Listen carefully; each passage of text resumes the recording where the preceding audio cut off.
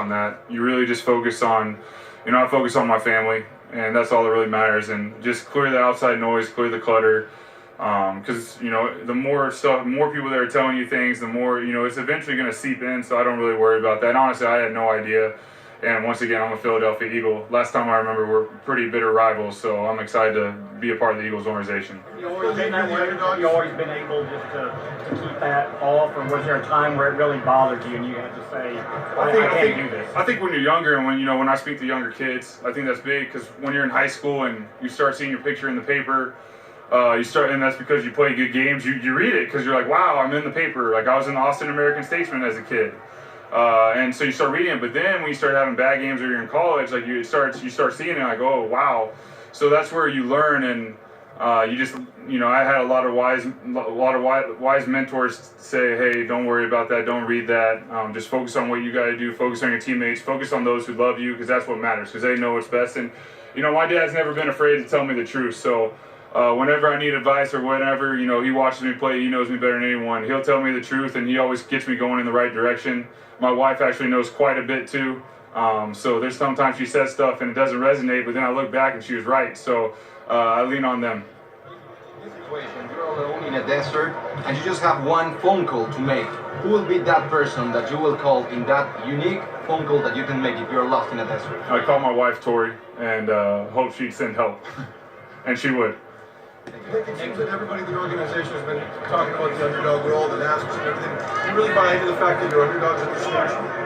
I mean, I'm pretty sure we are underdogs in this game. And that's just sort of been, but that's Philadelphia. I mean, it's fitting, and, it goes back to, we're focused on the locker room. We're focused on the guys in the locker room. We know that through every injury, through everything everyone's gone through this year, everyone just said, Philly can't do it. We hear it, we get it. I get asked questions every week about it. But that's where it goes back to all these other questions. Like, we focus on each other. What matters is that locker room, the coaching staff, the people that are in the NovaCare facility, which is where we practice. That's what matters. Piece about you the last couple of weeks in particular. Would you agree with that, and how did you kind of arrive at that? I think you just continue to process this game. You continue to improve. You continue to look at film, and my wife and I, we talk about everything. We've had a lot of great conversations. We've been hanging out with Lily, our daughter, and our dog Henry, and those are, when I look back at these moments, we've gone through a lot as a family.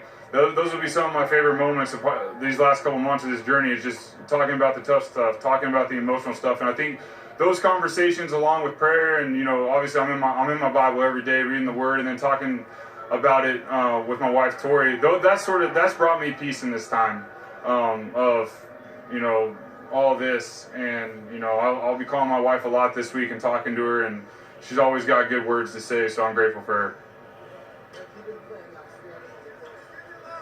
On Sunday, when Nick Foles turns around near the goal line, he might just hand it off to LeGarrette Blount, who played in the Super Bowl 1 year ago for the Patriots. He's back with the Eagles with our Sal Palantonio. Why is this team so loose? It's just like how you are with your family, man. You're comfortable with your family. It's a family-oriented team, man. We're a family, man. It's a brotherhood here. It's a brotherhood. We love each other. We have each other's back, no matter what. And this is something this is a feeling for a team that you'll never ever get. And and you just got to take full advantage of it. And we have. And it's just something that you need and that you love to have in order for you to get to this point in the game. Congratulations on all your success. Good luck on Sunday, bro. Appreciate it, man. Thank you. Good.